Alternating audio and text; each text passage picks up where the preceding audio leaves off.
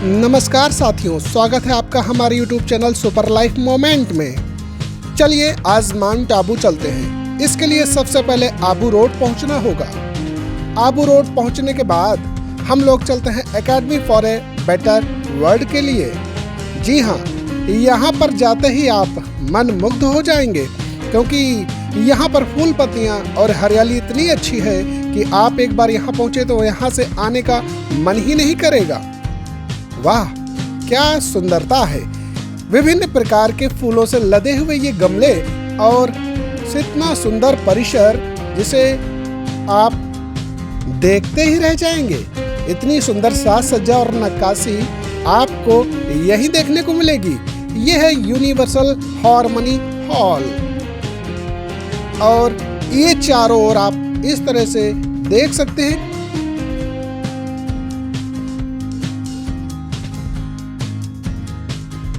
धीरे धीरे आगे बढ़ते हुए हम देखते हैं कि यहाँ पर फूल पत्तियाँ और गमले न जाने कितने प्रकार के हैं। ये देखिए कितने अच्छे से घास की कटिंग और हाथी के ऊपर चढ़ी हुई लताएं क्या खूबसूरती प्रदर्शित कर रही हैं। और अब चलते हैं अपनी अगली मंजिल गेटवे टू पैराडाइज की ओर। और ये है वह दरवाजा जिसे आप देख सकते हैं, इस पर लिखा हुआ है गेटवे टू पैराडाइज। यहाँ पर अंदर घुसते ही सामने आपको एक मंदिर छोटा सा देखने को मिलेगा। यहाँ पर एक बोर्ड में परम पिता शिव परमात्मा के बारे में कुछ लिखा हुआ है।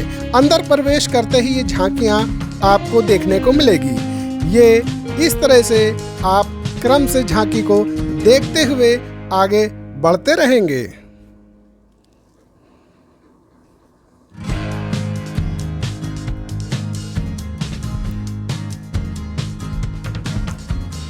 बहुत ही सुंदर तरीके से गैलरी में चलते हुए आप ये सारी की सारी तस्वीरें देख सकते हैं जो ईश्वर परमात्मा आत्मा से जुड़ी हुई हैं और आपको असीम शांति और आनंद की अनुभूति होगी।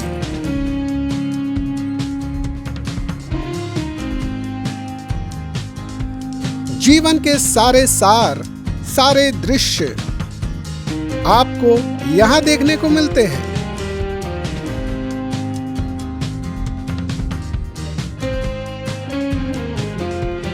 ये एक अद्भुत रहस्य है। आप बिल्कुल वैसा ही करते हैं जैसा आज से 5000 वर्ष पूर्व किया था। कुछ आगे बढ़ने पर आपको और भी सुंदर सुंदर मूर्तियां और तस्वीरें देखने को मिलती हैं। ये अंदर एक हॉल में पहुंचे जहां पर ये शिव जी की एक प्रतिमा थी, जिसमें काउंटर पर सिक्का डालने से ही इनका पानी अपने आप चलने लगता था। बहुत ही अद्भुत ढंग से इसे तैयार किया गया था। और आप यहाँ से बाहर हो जाते हैं। इसके बाद चलते हैं नक्की लेक की ओर। जी हाँ, नक्की लेक बहुत ही सुंदर पहाड़ों के बीच में बसी हुई झील है। यहाँ का नज़ारा बहुत ही सुंदर है।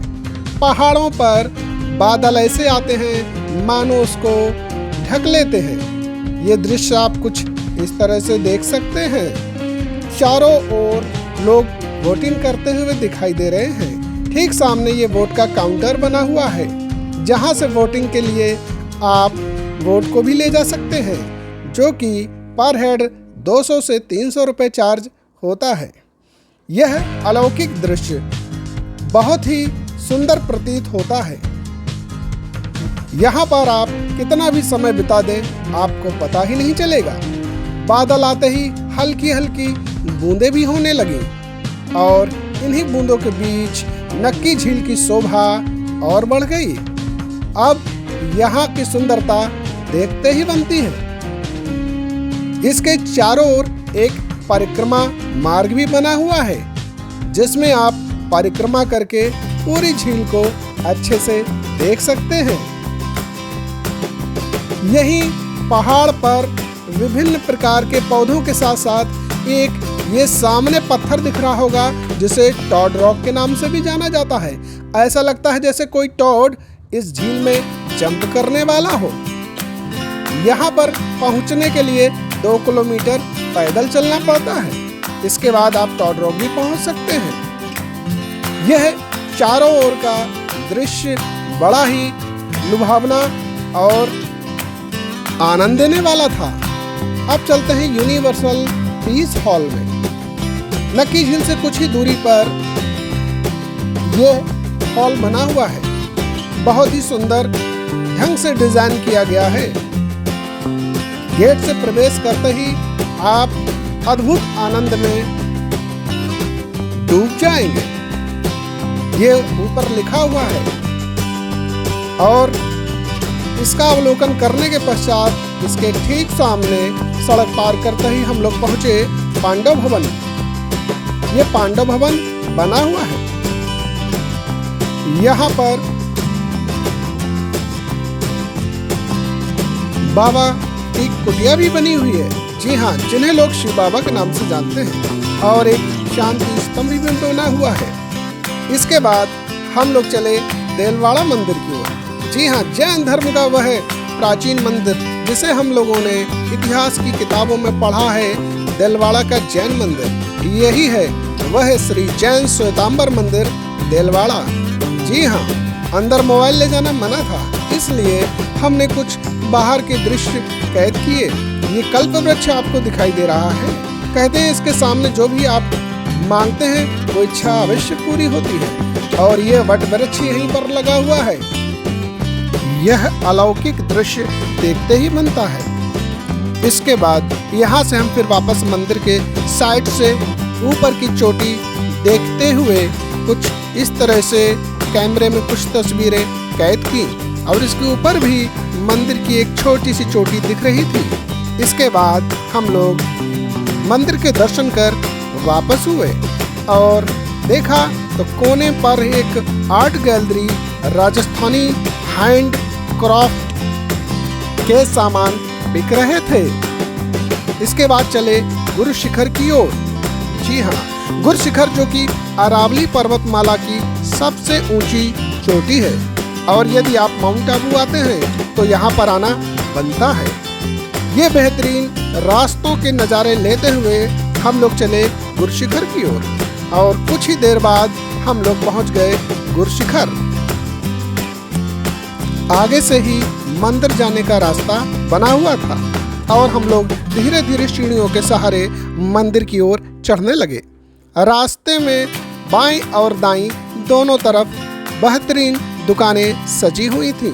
आप अपने मन का कोई भी सामान ले सकते थे।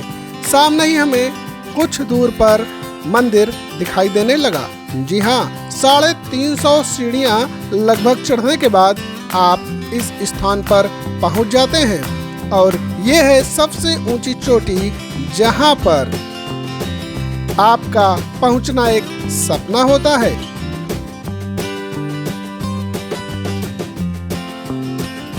ये है गुरु दत्तात्रेय का मंदिर।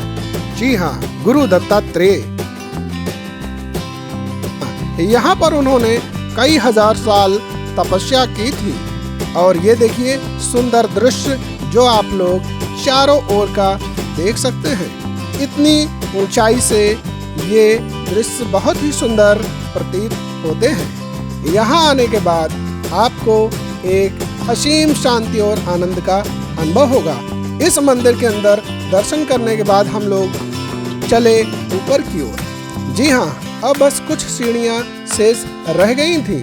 उन सीढ़ियों से चढ़ते हुए हम लोग ऊपर की ओर जा रहे थे और साथ ही साथ नीचे के दृश्य भी देखते जा रहे थे। और ये है घंटे की आवाज़, यानी कि चढ़ते समय यहाँ पर भक्तजन बताते हैं कि हम अब आ चुके हैं। और जैसे ही आप ऊपर जाते हैं तब यहाँ से दृश्य कुछ और ही है।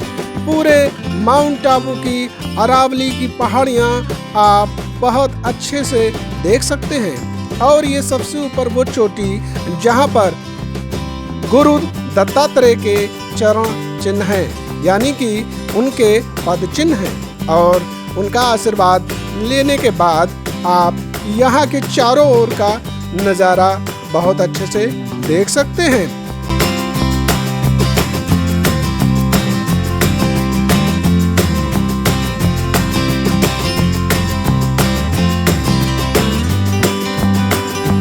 हल्के हल्के बादल आ चुके थे। चारों ओर का दृश्य बहुत ही अनुपम था। सारे भक्तजन बड़े प्रसन्न दिखाई दे रहे थे। एक आत्म सुख और एक आत्म शांति का अनुभव हो रहा था। असीम ऊर्जा का संचार शरीर में हो चुका था। यहाँ पर आने के बाद आत्मा एकदम से भाव विभोर हो चुकी थी। अब बारी थी धीरे धीरे नीचे उतरने की, लेकिन उतरने से पहले दर्शन करने के बाद ये घंटा जो लटका हुआ है, इसको 3 बार बजाने से आपकी मनोकामना पूरी होती है।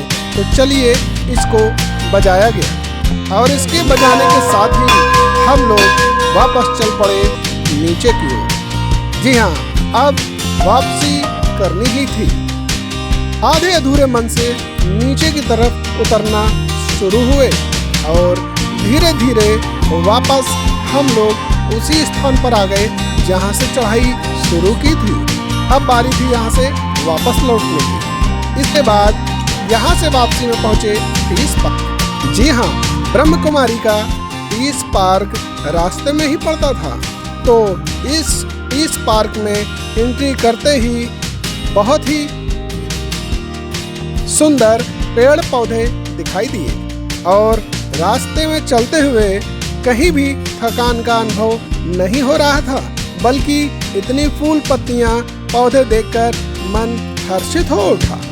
अब बस ये लगता था कि ये अनवरत सफर लगातार जारी रहे, लेकिन वापसी तो करनी ही थी। इसलिए यहाँ से वापस फिर चले अचलगढ़ के किले की ओर। कुछ ही देर बाद हम लोग अचलगढ़ के किले के पास पहुंच गए। ये किला दिखाई दे रहा है पहाड़ के ऊपर। यहाँ जाने के लिए आपको पैदल यात्रा या फिर वाहन करना पड़ेगा। यहाँ पर किराए पे वाहन मिल जाते हैं। ये सामने 3 भैंसे एक तालाब के अंदर बने हुए पत्थर और एक सामने बने हुए कुछ खंडहर को देख रहे थे। इनकी तस्वीरों को कैद करने के बाद हम लोग थोड़ा सा आगे की ओर बढ़ना शुरू हुए और शुरू हुआ सफर हमारा अचलगढ़ किले की ओर चलने का। पैदल चलते हुए हम लोग धीरे धीरे किले की ओर चलने लगे।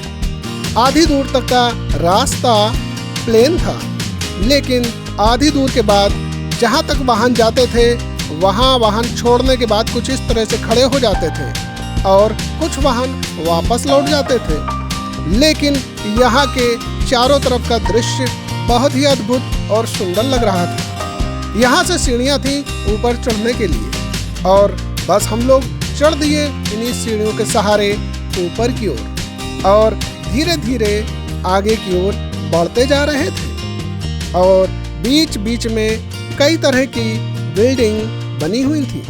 उनके बीच से सीढ़ियाँ ऊपर की ओर गई हुई थी। इन्हीं सीढ़ियों के द्वारा आप पहुंच जाते हैं अचलगढ़ के किले पर। और ये बीच में एक जैन मंदिर पड़ता है। इस जैन मंदिर में आप दर्शन कर सकते हैं, जहाँ की नक्काशी बहुत ही शोभनीय है। ये ऊपर से चारों ओर का दृश्य कितना सुंदर दिखाई दे रहा था। अरावली पहाड़ और गुरु शिखर भी यहाँ से स्पष्ट दिख रहा था। यानी पूरा माउंट आबू दर्शन करने के बाद अब हम लोग वहाँ से धीरे धीरे वापस हुए और अपने सफ़र को ख़त्म करते हुए चल पड़े वापस नीचे की ओर। अब हमारा अंतिम पड़ाव था माँ मुखरी देवी। ये माँ मुखरी देवी मनमोहिनी वन कॉम्प्लेक्स के बगल में ही एक पहाड़ी पर हैं। यहाँ पर हम लोग धीरे धीरे ऊपर की ओर चढ़ना शुरू किए। चढ़ाई ज़्यादा नहीं थी। 5 मिनट के अंदर हम लोग मेन गेट के पास पहुँच गए। यहाँ गेट से दृश्य कुछ इस प्रकार से दिखाई दे रहा था। लगातार सीढ़ियाँ चढ़ते हुए हम लोग गेट पर पहुँचे और गेट से एंट्री करने के बाद दाएं हाथ की ओर मुड़ते हुए हमें कुछ इस तरह के व्यूज दिखाई दिए। मंदिर पर अपने आगमन की सूचना घंटे के द्वारा देते ही हम लोग प्रवेश द्वार से अंदर की तरफ प्रवेश किए। जैसे ही हम लोग दरवाजे के पास आए वैसे ही दोनों तरफ मूर्तियां बनी हुई दिखाई दी और इसके बाद अंदर सीढ़ियां थीं और बाईं हाथ की तरफ से एक गुफा, जिस गुफा के द्वारा भी आप दर्शन करने के लिए जा सकते थे।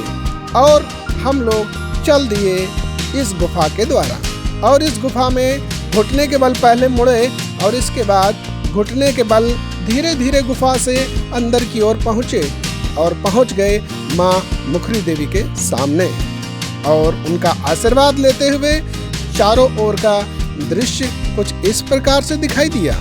और ये वही गुफा जिससे अभी हम इंटर होते हुए अंदर आए थे।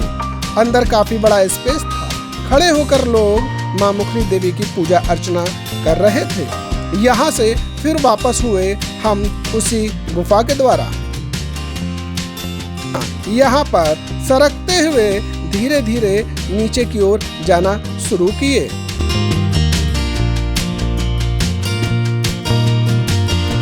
परिक्रमा पूरी होते हुए हम नीचे की ओर आ गए और बाहर निकले तो और भी लोग पीछे पीछे बाहर की ओर आते हुए दिखाई दिए। इस तरह से माँ मुखरी देवी के दर्शन हुए।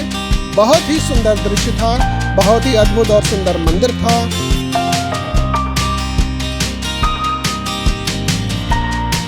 और इस तरह से हमारा सफर खत्म हुआ। धन्यवाद।